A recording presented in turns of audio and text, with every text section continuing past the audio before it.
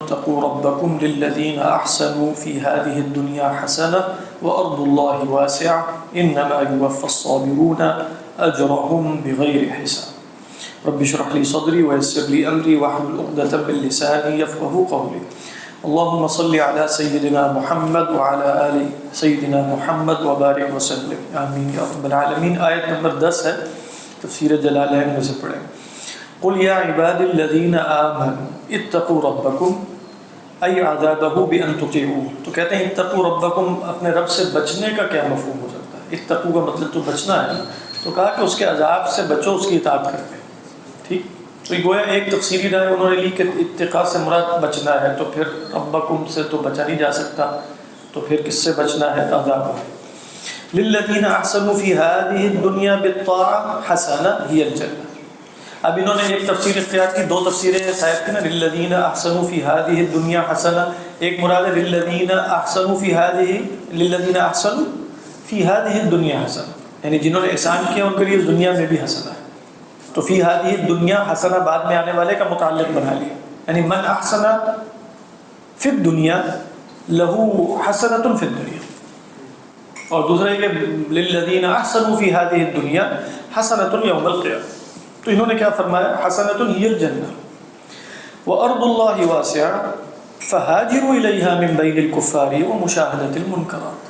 اب انہوں نے دیکھیں، چونکہ جلالین کا مطلب یہی ہے نا کہ امام سیوطی یہاں اختصار سے بیان کریں، بتا دیا ہجرت دو قسم کی ہو سکتی ہے، من الکفر الی الاسلام او من المنکر الی غیر المنکر۔ تو کہہ رہے ہیں کہ بھئی ہجرت کر جاؤ کفار کے درمیان سے اور منکرات کے مشاہدے سے، یعنی جہاں منکرات کا مشاہدہ زیادہ ہے وہاں سے ہجرت کر کے وہاں چلے جاؤ جہاں منکرات کا مشاہدہ کم۔ مراد وہی جیسے ربنا آتنا فی الدنیا حسنہ سے لیا گیا، یعنی دنیا میں حضرت حسن بصری کہتے ہیں قناعت، مطلب اور بھی جیسے ایمان، خود ایمان میں اضافہ ہے، الذین آمنوا وتطمئن قلوبهم بذکر اللہ ہے، توکل ہے، اور وغیرہ وغیرہ، یعنی دنیا میں جو ایمان کے ثمرات ہیں وہ حسن ہے، یعنی للذین احسنوا فی هذه الدنیا حسنہ واللہ اعلم۔ تو فرماتے ہیں کہ فہاجروا الیہا من بین الکفار ومشاہدۃ المنکرات انما یوفی الصابرون۔ اور رب بہت جیسے واضح سائل ہے کہ بھئی من ہاجر فانہ سیحتاج الی الصبر، سیصبر عن الاوطان وسیصبر عن الاہالی، تو فرمایا انما یوفی الصابرون، صبر کرنے والوں کو پورا پورا دے دیا جائے گا، اجرہم بغیر حساب۔ صبر کس پہ کیا؟ الصابرون علی الطاعۃ وما یبتلون به اجرہم بغیر حساب بغیر مکیال ولا میزان۔ اس آیت کے تفسیر میں علماء وہ حدیث کوٹ کرتے ہیں کہ اصحاب العافیہ، اصحاب بلا کو جب قیامت کے دن دیکھیں گے تو یتمنون، وہ بھی تمنا کریں گے کہ دنیا میں ان کے بھی ہونٹ اور جلدیں قینچی سے کاٹی جاتی ہیں۔ صحیح روایت ہے، کیونکہ وہ اصحاب بلا کا جو وہاں مرتبہ دیکھ رہے ہوں، تو ہمارے ہاں تصویر پوری اس طرح ہوتی ہے، اصحاب بلا کے ساتھ وہاں کچھ ہونا ہے، جو بھی مسئلہ آخرت کے بغیر مسئلہ شر کو حل کرے گا وہ حل نہیں ہو سکتا، آخرت میں بھی کچھ ہونا ہے، تو وہ ہے انما یوفی الصابرون۔ تو یہاں صابرون سے مراد ہے اہل البلا۔ تو دنیا میں دو قسم کے لوگ ہیں اس اعتبار سے، ایک اہل البلا ہے، ایک اہل عافیت۔ آپ کچھ لوگوں کو دیکھتے ہیں کہ وہ ایک بلا سے نکل کے، یعنی آزمائش سے نکل کے دوسری میں، دوسری سے تیسری میں، تیسری سے چوتھی میں، اور کچھ لوگ اللہ کے فضل سے اللہ سب کو عافیت میں رکھے، عافیت میں، تو اجرہم بغیر حساب۔ قل انی امرت ان اعبد اللہ مخلصا لہ الدین، یعنی مخلصا لہ الدین من ماذا، کیونکہ اخلص یخلص کے دو مفعول بھی آ جاتے ہیں، یعنی اخلص الدین، دین کو خالص کیا، کس سے خالص کیا؟ من الشرک، تو وہ یہ بتا رہے ہیں من الشرک۔ وَأُمِرْتُ لِأَن سے مراد کیا ہے؟ بی ان، یعنی وَأُمِرْتُ بی، کیونکہ امر کے ساتھ با کا صلہ آتا ہے، اور بعض علماء نے کہا کہ نہیں، یہاں با مراد نہ لیں، وَأُمِرْتُ بِالْإِيمَانِ، اور جو بھی آپ آگے کہیں، مطلب مأمور بھی کچھ اور نکال لیں، اور اس واسطے کہ میں مسلمان ہو جاؤں، اس واسطے مجھے مامورات کا حکم دیا گیا ہے۔ سمجھ میں آئی؟ یعنی امرت لئن، آپ لام کو اصلی حالت میں رکھیں تو ہوگا امرت بالمأمورات لئن اکون اول المسلمین، اور اگر آپ لام کو با کے معنی میں لیں تو یہ بتا رہے وَأُمِرْتُ لِأَنْ أَيْ بِأَنْ اکون اول المسلمین من هذه الامہ قل انی اخاف ان عصیت ربی عذاب یوم عظیم. ٹھیک ہے، ان عصیت ربی جملہ معترضہ ہے، اصل میں انی اخاف ربی عذاب یوم عظیم، سوری انی اخاف عذاب یوم عظیم، اور بیچ میں جملہ شرطیہ ہے. قل اللہ اعبد مخلصا له دینی، ترجمہ واضح ہے نا. پھر وہی من الشرک فاعبدوا ما شئتم من دونی.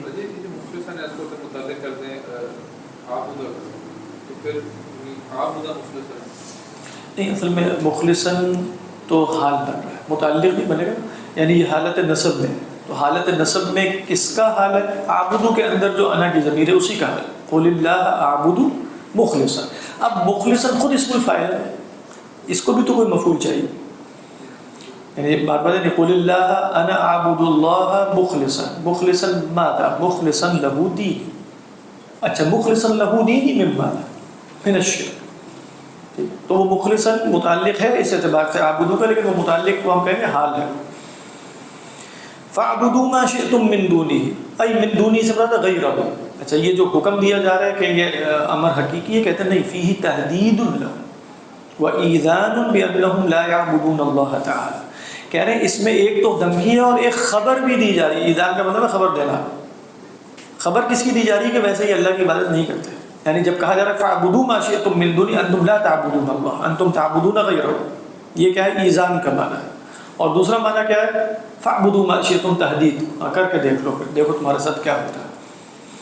قل ان الخاسرین الذین خسروا انفسهم واهلیہم یوم القیامہ. یعنی خاسر وہ ہے جس نے اپنے آپ کو کھویا اور اپنے گھر والوں کو. کیسے کھویا؟ کہتے ہیں بتخلید الانفس فی النار وبعدم وصولهم الى الحور المعدۃ لهم فی الجنۃ لو آمنوا. پوری کچھ اور لگ رہا ہے. الا ذلک هو الخسران المبین.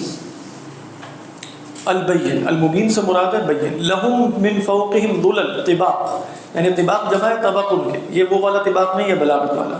یہ طباق سے مراد ہے ذلتن کی جمع ہے نا ظلل، تو ایک کے اوپر دوسرا، دوسرے کے اوپر تیسرا، تیسرے کے اوپر چوتھا. تو لہم من فوقہم ظلل. اچھا، ظلہ کیا ہوتا ہے؟ ظلہ تو سائبان ہوتا ہے. تو سائبان تو گرمی سے بچانے کے لیے ہوتا ہے. اگر وہ سائبان نعوذ باللہ خود آگ کا ہو جائے تو یہ مبالغہ ہے اس میں. لہم من فوقہم ظلل من النار ومن تحتہم ظلل. تو اب بتا دیا کہ یہ ظلل حقیقتاً سائبان ہے ہی نہیں، اس لیے کہ ظلت من تحت نہیں ہوتا. بات واضح. تو فرمایا لہم من فوقہم ظلل طباق من النار ومن تحتہم ظلل من النار. ذلک یخوف اللہ بہ عبادہ ای المؤمنین لیتقوہ یدل علیہ یا عبادی فاتقوا. کیا یدل علیہ؟ کہ یہ خطاب اہل ایمان سے. کیسے؟ اس میں دلیل کیا دی ہے؟ یا عبادی فاتقوا. ضروری نہیں ہے، اللہ عالم. یعنی احتمال زیادہ ہے کہ اللہ عبادی کہہ کر خطاب کر رہے ہیں. تو پیچھے بھی چونکہ قل یا عبادی الذین آمنوا آیا تھا، تو شاید یہ پورے کا پورا خطاب اہل ایمان سے چل رہا ہے. تو یا عبادی فاتقوا والذین اجتنبوا الطاغوت. طاغوت کے الاوثان، وثن کی جمع یعنی بت وغیرہ جن کو گاڑ کے عبادت کی جاتی ہے، وثن کو گاڑا جاتا ہے. ان یعبدوها وانابوا الى اللہ واقبلوا الى اللہ لهم البشرى. بشرى بايش؟ بشرى بالجنة. فبشر عبادی الذين يستمعون القول. من العباد؟ ما هو تعريفهم وما هي صفاتهم؟ کہ فرمایا الذين يستمعون القول.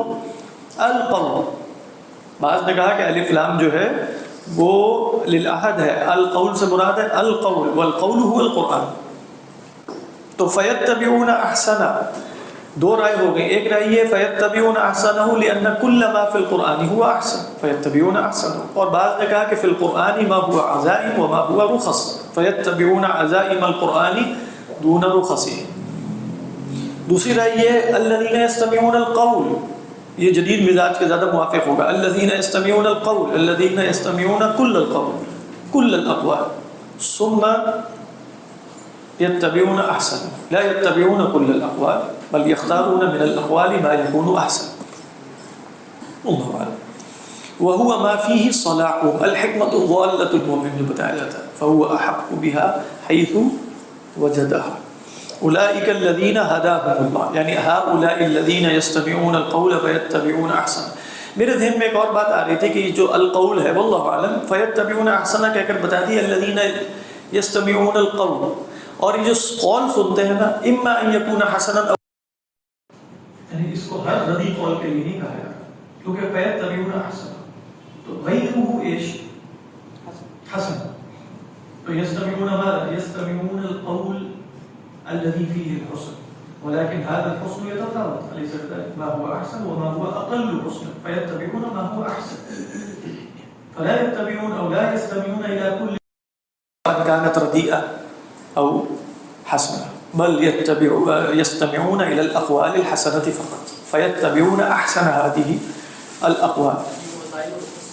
وہ پھر صرف قرآن تک ہے نا، میں تو بتا رہا ہوں کہ اس کو غیر قرآن پہ عام کر کے بھی اگر آپ لیں تو القول میں جیسے القول الحسن سے نچلے درجے کا قول نہیں سنتے ہو، کیونکہ خود قرآن نے کہا نا وَإِذَا سَمِعُوا اللَّغْوَ أَعْرَضُوا عَنْهُ، یعنی وَإِذَا سَمِعُوا اللَّغْوَ أَعْرَضُوا عَنْهُ، اس کا مطلب ہے لغو تو سنتے ہی کوئی نہیں، وَالَّذِينَ هُمْ عَنِ اللَّغْوِ مُعْرِضُونَ۔ واللہ اعلم، بہت خوبصورت آیت ہے، یعنی الَّذِينَ يَسْتَمِعُونَ الْقَوْلَ فَيَتَّبِعُونَ أَحْسَنَهُ وَهُوَ مَا فِيهِ صلاحه اولئک الذین هداهم اللہ واولئک هم اولو الالباب۔ لماذا هم اولو الالباب؟ اس لیے کہ وہ یتبعون احسن، ان کے پاس یعنی آپ دیکھیں لب ہے نا، کیف یمیزون بین الحسن والاحسن والقبیح والردیء، اولئک اولا الوحی اولئک الذین هداهم اللہ، اور عقل، تو ان کی عقل تابع کس کے ہے؟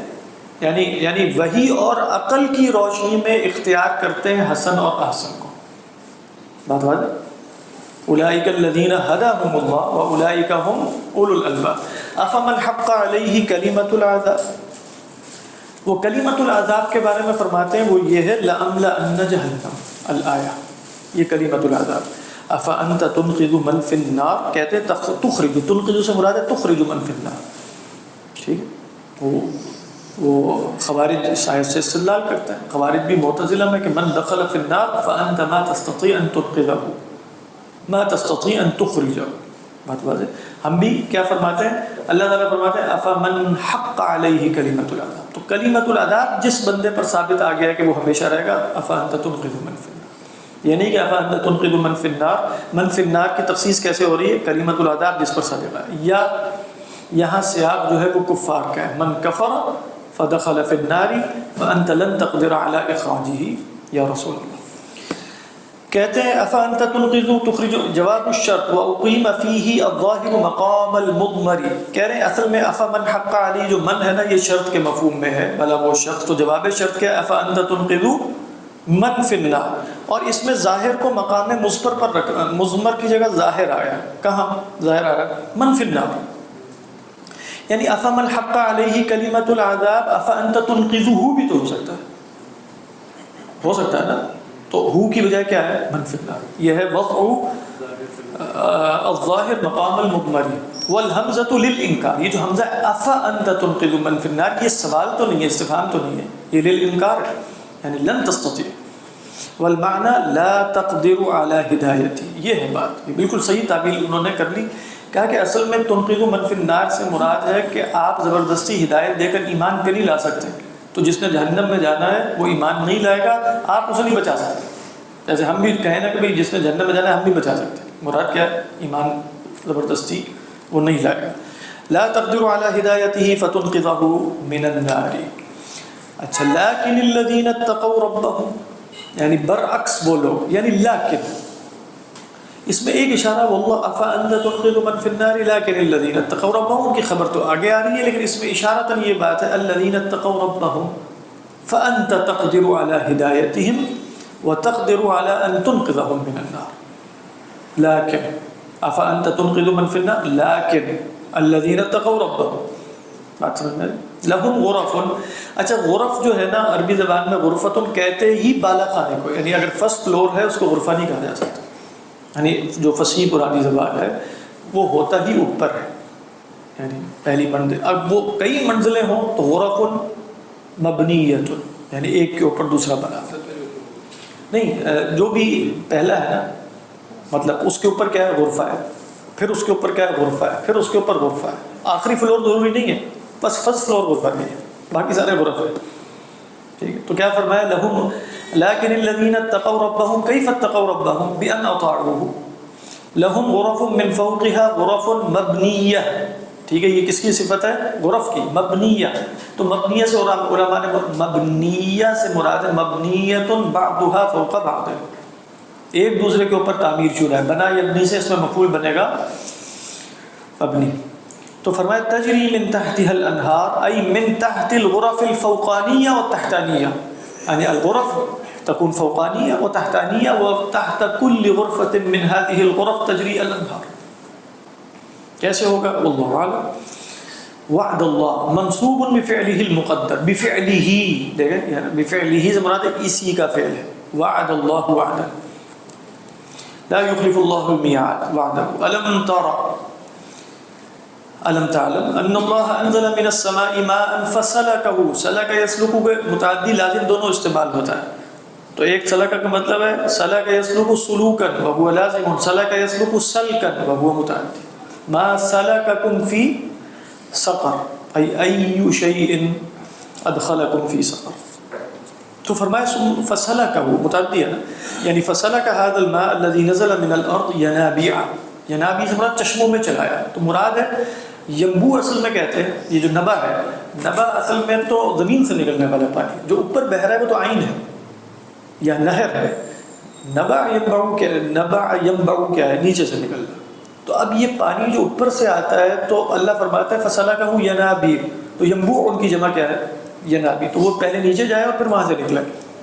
ایسا ہی ہونا چاہیے نا، کیونکہ ینبوع تو وہی ہوتا ہے جو زمین سے نکل رہا ہے، پھوٹتا ہے. تو اس لیے فرمایا ادخلہ امکنۃ نبع، ان کو اس پانی کو ان جگہوں پر داخل کیا جہاں سے پھر وہ پھوٹے گا. بات سمجھ میں نہیں کہ وہ پہاڑوں میں کچھ ایسے اندرونی راہیں ہوں گی جس میں بارش آئی تو وہ پانی وہاں گیا اور پھر وہ بعد میں چشموں کی شکل میں پہاڑوں میں جگہ جگہ سے پھوٹے گا. جیسے آپ کو پہاڑوں میں نظر دیا جاتا ہے کہ پتھروں سے اندر سے پانی نکل رہا ہے، تو وہ پانی کہاں سے آیا؟ اوپر سے ہی آیا. لیکن اولا ادخلہ ینابیع فی الارض ثم هذه الینابیع تخرج من سطح الارض. یہ مراد سمجھ میں آ رہی نہیں بات؟ فسلکہ ینابیع فی الارض ثم یخرج به زرعا مختلفا الوانہ.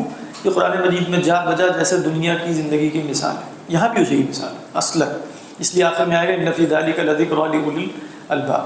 ثم یہیج، یہیج سے کیا مراد ہے؟ یہی بس سوکھ جاتا ہے. فتراہ مصفرا، فتراہ بعد الخضرة مثلا مصفرا. مثلا آپ کیا کچھ بھی نہیں لکھا، مثلا بھی نہیں لکھا. اور ٹھیک ہے، یعنی شاید کہنا یہ چاہ رہے ہیں کہ بعد الخضرة مثلا، یعنی اور بھی الوان ہو سکتے ہیں، لیکن جیسے اس کے مثال کے طور پہ ہرے کے بعد آپ اس کو کیا دیکھیں گے؟ مصفرا. ثم یجعلہ حطاما، حطام کیا ہے؟ فتاتا، ٹکڑے ٹکڑے. فت یفت سے ہے. ان فی ذلک لذکری تذکیرا لأولی الالباب. کیا ہے اولی الالباب؟ یتذکرون به، ای یتذکرون بما ذکرہ اللہ سبحانہ وتعالی لدلالتہ علی وحدانیت اللہ وقدرتہ. افمن شرح اللہ صدرہ للاسلام فہو علی نور من ربہ کمن ہوا علی الکفر. اصل میں سوال کا کوئی پیرالل بھی آنا چاہیے. افمن شرح اللہ صدرہ للاسلام، آگے بلکہ فرماتے ہیں کمن طبع علی یا طبع علی قلبی، یہ دونوں برابر ہو سکتے ہیں. تو شرح صدر کی جو کہ حدیث میں تعریف کیا آئی تھی التجافی عن دار الغرور، تو پچھلی مثال اصلاً التجافی عن دار الغرور ہی کی ہے جو اصل سے پوچھا گیا نا اسی آیت کے بارے میں فہو علی نور من ربہ. تو کیا آپ نے فرمایا ان النور اذا دخل القلب انفسع وانشرح. قیل یا رسول اللہ وما علامۃ ذلك؟ قال التجافی عن دار الغرور والانابۃ الی دار الخلود والاستعداد للموت قبل نزوله. تو وہ پیچھے اسی کی مثال تھی، دنیا کی مثال. تو فرمایا ان فی ذلک لذکری لأولی الالباب یتذکرون فیصلون الی حقیقت الدنیا فتنشرح صدورهم افمن شرح اللہ صدرہ للاسلام فاہتدى فہو علی نور من ربہ کمن طبع علی قلبہ.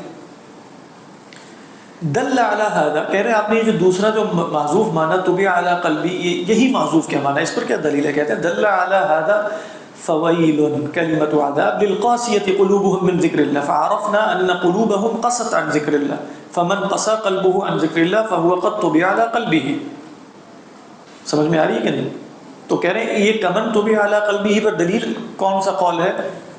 فویل للقاسیة قلوبهم من ذکر اللہ. تو شرح صدر کا بالکل ایکسٹریم اپوزٹ کیا ہے؟ قسوۃ القلب. شرح صدر قسوۃ القلب. اسی لیے ہے نا کہ دنیا کی یعنی دنیا میں ایسے مظاہر مستقل نظر آتے ہیں جس سے دنیا کی حقیقت ذرا کھل جاتی ہے، لیکن دل کا تاثر نہ لینا یہ قسوۃ القلب ہے. تو شرح صدر ہے کہ ہر قسم کی ہدایت کے لیے سینہ کھلا ہوا ہے، اور قسوۃ قلب یہ ہے کہ اس میں کوئی شے داخل ہونے کے لیے جیسے جگہ ہی کوئی نہیں. تو شرح صدر اور قسوۃ قلب. تو فویل للقاسیۃ قلوبهم من ذکر اللہ. اب دیکھیے فرماتے ہیں من ذکر اللہ کیا ہے؟ ای عن قبول القرآن، یعنی هذه القلوب لسبب قساوتها وصلابتها لا تقبل ذکر اللہ ولا تقبل الہدایہ ولا تقبل التذکیر. یہ مراد اولئک فی ضلال مبین ای بین.